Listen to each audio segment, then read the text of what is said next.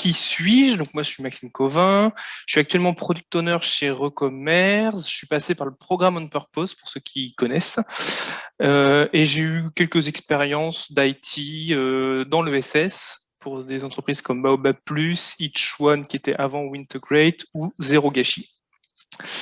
Qui s'appelle maintenant Smart Waste. J'ai été bénévole aussi pendant 5 ans au Resto du Cœur, et voilà, j'ai mis une petite phrase un peu qui me correspond, qui est un peu, moi je suis issu d'une formation du coup ingénieur où j'ai fait pas mal de, et puis après je me suis reconverti un peu dans l'informatique, et je me suis dit j'ai envie d'utiliser ce pouvoir un peu de l'informatique, donc le numérique un peu pour aider, pour solutionner des enjeux un peu environnementaux et sociaux, parce que je me dis qu'il n'y a pas que les grosses entreprises qui ont le droit d'avoir un outil super puissant. Ça peut être bien si ça peut être utilisé pour changer le monde. Voilà. Donc on va parler outils de gestion des bénévoles. Tout d'abord, c'est vrai qu'un outil de gestion des bénévoles, ça veut un peu tout et rien dire. On peut avoir un outil de gestion des bénévoles, mais voilà, il y a tellement d'outils en fait qui existent sur le marché, tellement de choses. Ça peut aller d'un simple fichier Excel ou juste une feuille plastifiée qu'on met dans un entrepôt ou dans un lieu de réunion où les gens cochent. Des fois, cet outil-là peut être, des fois, l'outil le plus simple est souvent le mieux. Et ce qui définit surtout un outil, c'est la façon dont il va être utilisé et comment il va être utilisé surtout. Donc là, ce que je voulais vous présenter, c'était un peu lorsqu'on veut choisir un outil, il faut aussi savoir se poser la question de qu'est-ce qu'on veut faire avec cet outil. Et pour moi, un peu les principaux critères du choix d'un outil, ce serait l'expérience utilisateur recherchée, les fonctionnalités et le prix. Et si vous mettez en regard ces 3 éléments, vous arriverez à trouver votre outil de rêve. Donc tout d'abord, s'interroger sur le pourquoi de l'outil. Donc, parce qu'il y a beaucoup, enfin, les outils peuvent remplir plusieurs fonctionnalités. Ça peut être, est-ce que j'ai besoin d'animer une communauté? Est-ce que j'ai besoin d'avoir juste un listing de bénévoles pour savoir qui est dans mon association, pour pouvoir éventuellement les contacter, ou pour avoir juste un registre en termes de, par exemple, pour des logiques d'assurance ou de logistique. Est-ce que j'ai besoin d'avoir un outil de gestion métier dédié à mes bénévoles? Par exemple, moi je sais qu'au Resto du Cœur, on avait à remplir des comptes rendus de distribution. Donc c'était quelque chose de très spécifique. Il fallait vraiment dire combien de tines de café on avait reçu et combien ont été consommés. Donc ça, c'est pas vraiment quelque chose qu'un outil pourrait nous fournir. Donc c'est vraiment un truc très spécifique sur un process qu'on a nous, qu'il y avait au sein des Restos du Cœur. Ça peut être pour recruter des bénévoles. Donc ça veut dire aller faire de la promotion, communiquer, par exemple par mail. Si c'est communiquer, comment est-ce que je communique avec mes bénévoles? Est-ce que je leur communique plutôt par mail, sur des réseaux sociaux, sur un WhatsApp, sur Facebook? Voilà, ça peut être aussi pour planifier des interventions de bénévoles, faire des plannings, faire des sortes de doodle ou des framadate ou des choses comme ça. Ou est-ce que ça a un but aussi de formation? Voilà, donc tout ça, c'est vraiment des questions qu'il est important de se poser avant de choisir un outil. Donc pour répondre à ces questions, en fait, du coup, je vous ai présenté plusieurs méthodes. Et la principale pour moi, c'est vraiment aller sur le terrain, donc savoir qui sont mes utilisateurs, pour qui je fais cet outil, qui va s'en servir. Donc c'est vraiment aller sur le terrain, rencontrer du coup les bénévoles qui vont être en charge de l'outil ou les personnes, on va dire, salariées de l'entreprise, si vous avez des salariés qui vont utiliser l'outil, et vraiment centraliser un peu sur centraliser leurs attentes, leurs contraintes d'accès à l'outil aussi, et notamment leur degré d'équipement informatique, si on part sur un outil informatique. Parce que on peut avoir, par exemple, des personnes qui sont très peu digitalisées, on va dire, donc des personnes qui n'ont pas forcément de téléphone portable, de smartphone, ou une très mauvaise connexion Internet. Ça peut être aussi des personnes, on peut faire par exemple appel à des bénévoles qui sont à l'étranger, qui parlent pas français, qui parlent arabe, qui parlent russe, et dans ces cas-là, un outil, l'enjeu de la traduction va devenir majeur. Donc voilà, donc un outil utile pour connaître un peu les attentes des utilisateurs, c'est une empathie map. Peut-être que certains d'entre vous connaissent. Je vous ai mis un exemple. Pas besoin forcément de prendre cet exemple-là. Vous tapez sur Google empathie map et vous allez voir il y a des templates déjà tout faits. Et vraiment, c'est pour rentrer dans la connaissance des personnes qui vont utiliser l'outil, avec différentes questions. Donc, de quoi ils ont besoin, qu'est-ce qu'ils entendent. Voilà, vous pouvez l'adapter aussi à votre secteur pour leur poser des questions un peu plus précises. Voilà, mais vraiment le but c'est d'aller les rencontrer et de discuter avec eux, et même, on va le voir aussi après, de vraiment les intégrer dans la conception de l'outil, parce que ça va être aussi des formidables alliés qui vont vous permettre en fait de diffuser un peu la bonne parole sur votre outil, parce que des fois on rencontre un peu de résistance au changement lorsqu'on donne un nouvel outil, c'était mieux avant, pourquoi on fait ci, pourquoi on fait ça. Et si on fait rentrer des utilisateurs clés dans la conception de l'outil, ça va être déjà une mine d'informations énorme, et ça va être aussi des personnes qui vont pouvoir parler pour vous et un peu répandre la bonne parole et former les autres personnes. Voilà. Ensuite, la deuxième question à se poser, du coup, c'est plus quelles sont les fonctionnalités recherchées. Donc ça, c'est plus les utilisateurs du terrain aussi qui détiennent ces réponses-là, mais aussi la direction, parce que la direction de l'asso a aussi la vision. Donc ça veut dire qu'est-ce que je veux faire avec mes bénévoles? Est-ce que je veux lancer des campagnes d'emailing énormes, ou est-ce que je veux plutôt que ce soit eux qui utilisent l'outil eux-mêmes et qui aillent utiliser l'outil pour aller recruter d'autres bénévoles et faire boule de neige? Donc ça, c'est vraiment la vision de la direction. Donc c'est vraiment listé un peu comme sur le tableau là à droite, les personas, donc ça va être les utilisateurs ou des types d'utilisateurs. On va voir par exemple, ça rentre dans des clichés, mais ça va être les bénévoles sur le terrain, par exemple, et les bénévoles au siège, par exemple, qui vont avoir peut-être différents besoins. Le bénévole du siège, il aura un ordinateur, alors que le bénévole terrain, il n'aura pas accès à un ordinateur, il aura accès à un téléphone. Donc ça peut avoir ces deux types d'utilisateurs peuvent avoir des solutions, des besoins différents. Ensuite, par utilisateur, on va lister l'ensemble des fonctionnalités dont ils vont avoir besoin. Donc c'est un peu les étapes ou les items. Ça peut être je dois avoir un compte, je dois avoir un login mot de passe, je dois pouvoir accéder à une liste des bénévoles que je peux filtrer sur ma zone géographique, que je peux filtrer par âge, que je peux filtrer par préférence. J'ai besoin d'un planning, j'ai besoin d'envoyer des sondages, j'ai besoin d'envoyer des mails. Voilà, toutes ces fonctionnalités-là. J'ai besoin que ce soit accessible par téléphone. J'ai besoin d'imprimer mon planning. Voilà, tout vraiment listé de façon très exhaustive, un peu sous format un peu design thinking ou idéation, pour ceux aussi qui ont fait des ateliers un peu type hold up make sense, ça marche très bien pour faire ça. Et ensuite, classer ces fonctionnalités en fonctionnalités essentielles. Donc, c'est un peu ce qu'on appelle les must-have. Donc, je veux que mon outil, il ait absolument ça. S'il n'a pas ça, c'est mort, on ne prendra pas cet outil-là.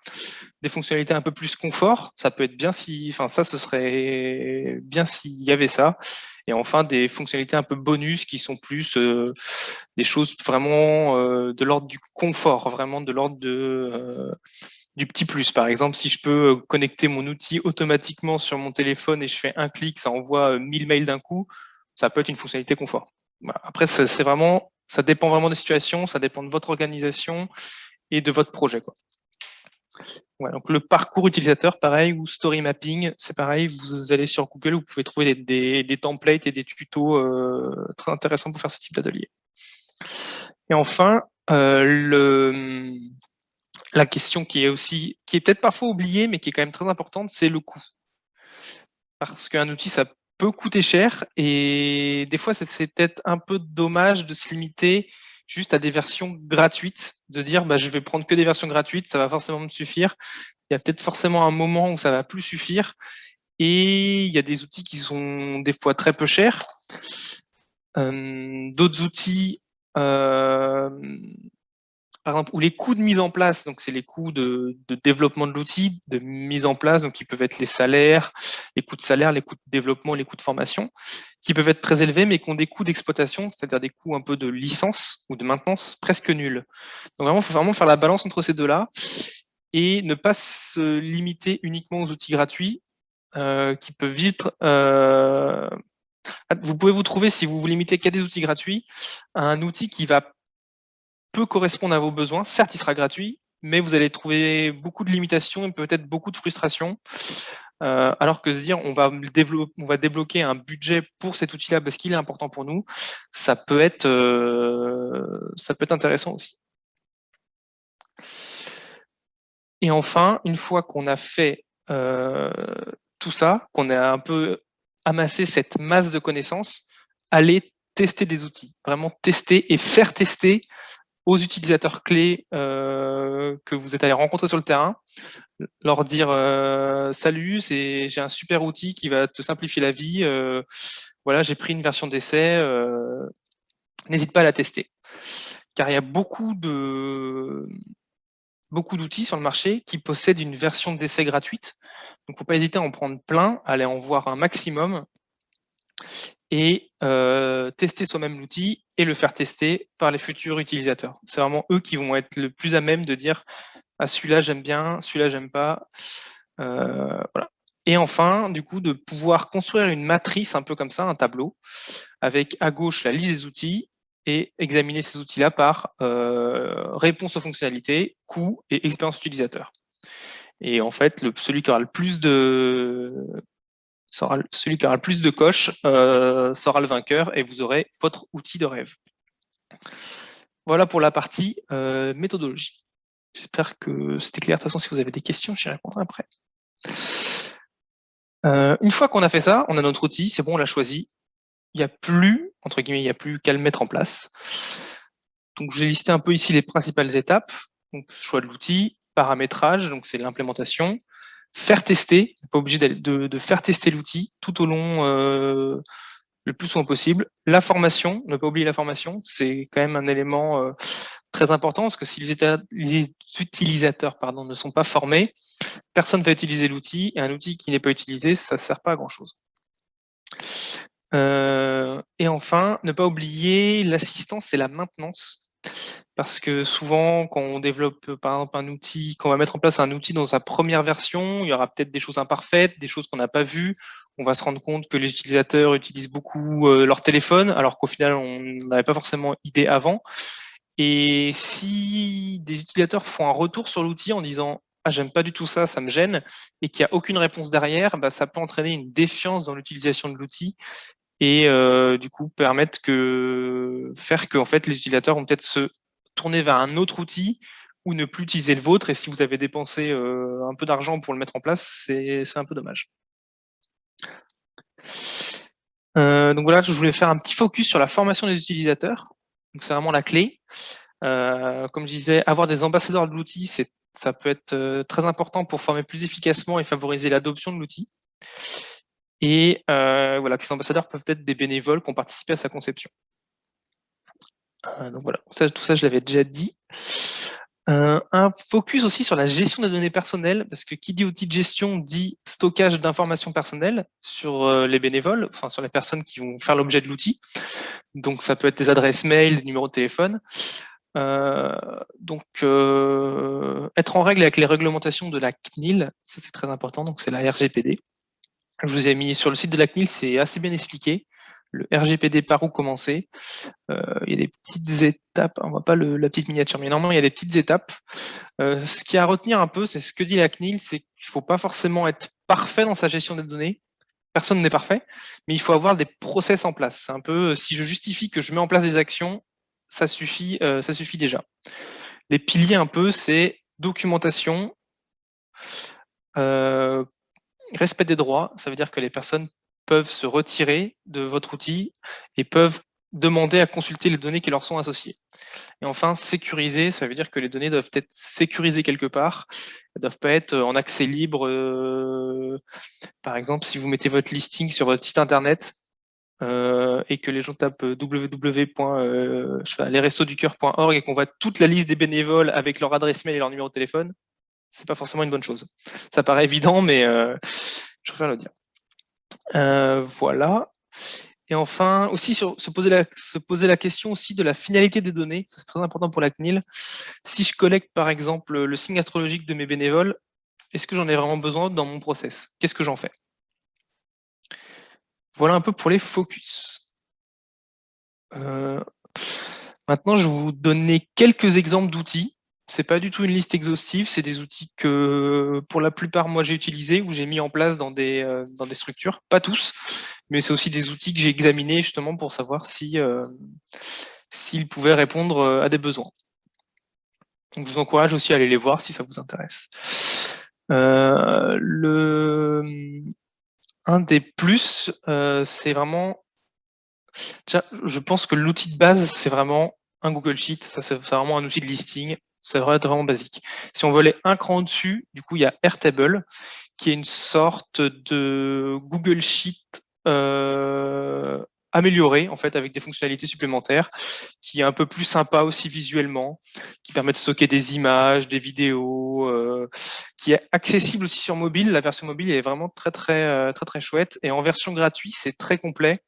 Il y a quasiment toutes les fonctionnalités de l'outil dans sa version gratuite. La seule chose qui manque dans la version gratuite, c'est la possibilité de partage, de pouvoir modifier en même temps. Par exemple, sur un Google Sheet, vous pouvez modifier à plusieurs. Sur Airtable, dans sa version gratuite, c'est pas possible. Voilà, il y a pas mal de fonctionnalités embarquées, des questionnaires, des intégrations sur votre site web. Et il y a cet outil-là aussi, Zapier. Je l'ai mis avec Airtable, mais je vous encourage à aller le voir aussi de façon séparée.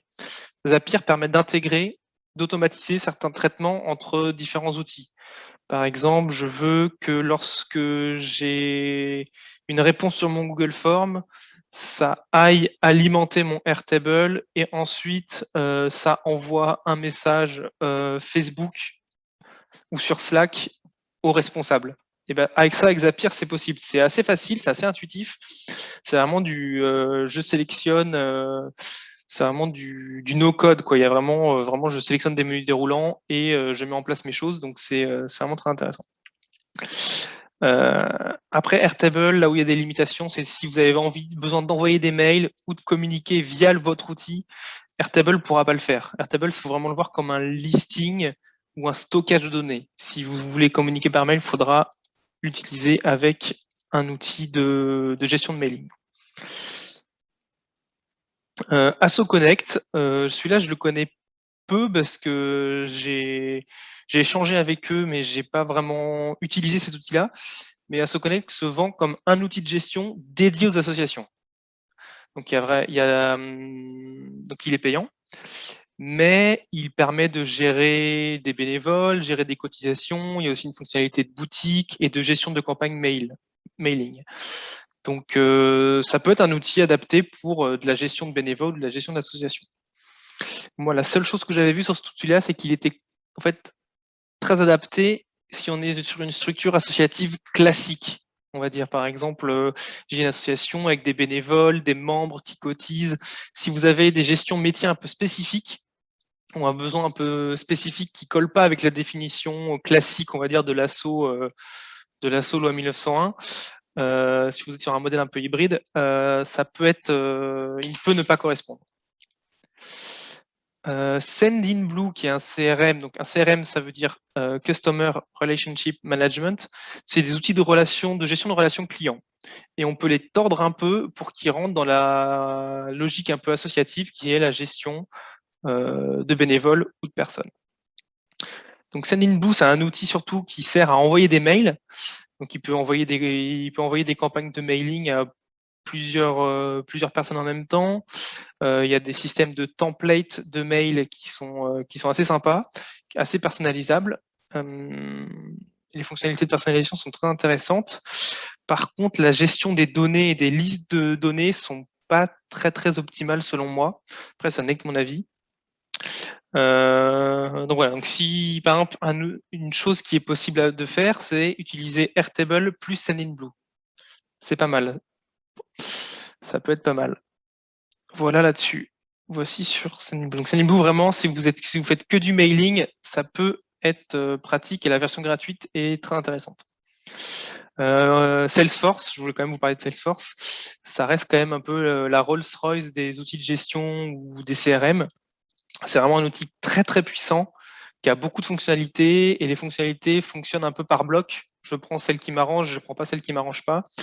Ils ont aussi une partie non-profit très abouti. En vrai, il y a vraiment une équipe dédiée non-profit et les tarifs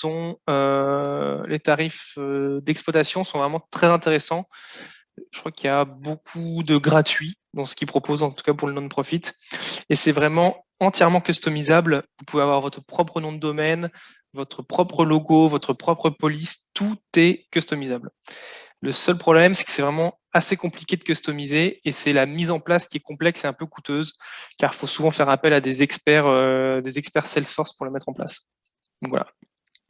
Par exemple, si vous connaissez le Refettorio, c'est un collectif de chefs qui propose des repas aux sans-abri à la Madeleine, je crois. Si vous allez sur leur site, ils sont sur Salesforce. Si vous voulez voir un peu à quoi ça ressemble, une fois que c'est complètement pleinement intégré. Et quand on est sur le site du Refettorio, par exemple, quand je m'inscris en tant que bénévole et que je vais accéder au planning pour m'inscrire sur une distrib, bah, j'ai pas l'impression d'être sur Salesforce. J'ai vraiment l'impression d'être sur l'outil, enfin sur le site web du Refettorio, donc leurs images, leur logo, tout est paramétrable. Enfin, HubSpot aussi que moi j'ai pu mettre en place dans des structures qui est un peu la Rolls-Royce numéro 2, mais plus orienté business. Là-dessus, tout ce qui est automatisation de campagne mailing, il y a aussi beaucoup de fonctionnalités comme le pilotage des campagnes sur les réseaux sociaux. Il peut être utilisé aussi pour les relations partenariales ou les relations des financeurs. Donc c'est assez performant aussi en termes de customisation de campagne d'emailing. Par exemple, je peux envoyer un mail aux bénévoles qui ont moins de 20 ans et qui ont déclaré être intéressés pour participer à une action dans le 75. Et vraiment, l'outil, on peut paramétrer les campagnes de telle façon que ça se fasse automatiquement. Ça veut dire que dès qu'un bénévole va rencontrer ces conditions, on va lui envoyer un mail avec un formulaire, par exemple, et en fonction de ses réponses au formulaire, on pourra lui envoyer un autre mail. Donc voilà, donc il y a beaucoup de fonctionnalités. C'est quand même un outil qui reste un peu cher, même s'ils commencent à développer leur côté non-profit depuis quelques temps, il me semble. Et ça reste un outil quand même orienté business, avec des mots comme entreprise, lead, prospect. Et pour des bénévoles, ça peut être un peu choquant. Enfin, si je suis dans une association qui a but non lucratif et qui a pour but d'aider, le fait de voir ces mots business, entreprise, ça peut être un peu déroutant. Bubble, qui est assez intéressant, c'est bubble.io. Ça va vous permettre de faire, c'est un outil un peu no-code en drag and drop, et ça vous permet de faire vos applications et vos sites web, donc c'est des web applications. Ça va vous permettre de vous construire quelque chose sur mesure. Et du coup, cet outil embarque à la fois la vision front, ça veut dire les écrans, mais aussi la vision base de données. Donc, dans sa version gratuite, c'est assez sympa et c'est vraiment un éditeur de web applications, du coup uniquement visuel, qui gère aussi très bien la version mobile. Le seul problème, c'est que ça nécessite quand même un peu de connaissances tech, mais pas non plus énormément. Mais il faut quand même avoir un peu envie de ça et aimer ça. Mais par contre, il ne pourra pas être utilisé tel quel. Par exemple, à la différence d'un Sendinblue, d'un Airtable, vous prenez l'outil, vous pouvez l'utiliser directement. Bubble.io, va falloir quand même le paramétrer, ça peut prendre un peu de temps. Notion qui est un peu similaire à Airtable. C'est un peu comme si on avait fusionné Airtable plus Google Doc dans un outil. Donc ça permet de créer, visuellement c'est assez joli. C'est vraiment assez similaire à Airtable. C'est pratique pour faire des wikis un peu ou des supports de formation. Il y a un fonctionnement en page et qui peut être du coup directement intégré sur votre site web. Voilà, le fonctionnement un peu en page et sous-page, ça peut être un peu troublant. Et les possibilités d'automatisation, par exemple d'envoi de mailing, ne peuvent pas être faites comme Airtable, par exemple. Donc vraiment, si c'est pour un listing ou des documents de formation, c'est très bien, mais si derrière vous voulez aller un peu au-delà, ça veut dire piloter des plannings, des réseaux sociaux, des choses comme ça, ça va être un peu compliqué. Je vous ai mis d'autres outils un peu que vous pouvez aller explorer. Zoho, que je connais pas énormément. Odoo, c'est très intéressant, c'est un outil un peu type Salesforce, mais en open source. Ça veut dire que les coûts de licence sont gratuits.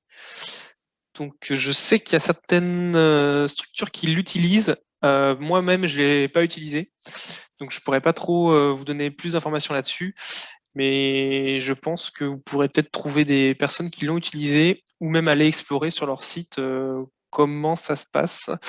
D'après ce que j'en ai compris, c'est un peu comme un WordPress pour ceux qui connaissent. Ça veut dire que vous avez juste besoin en fait d'un serveur et ensuite c'est à vous de tout paramétrer à la main et vous allez installer l'outil sur votre serveur et vous allez avoir votre nom restoducoeur.odoo.com et ensuite c'est à vous de tout faire et tout est paramétrable aussi là-dessus. Monday CRM, c'est pareil, je ne le connais pas plus que ça.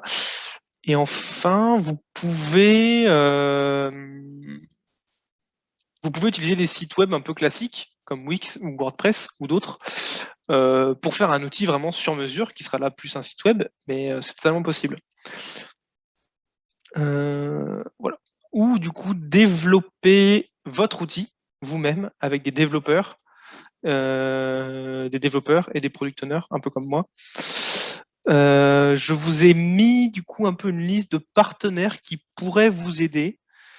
Par exemple des incubateurs tech.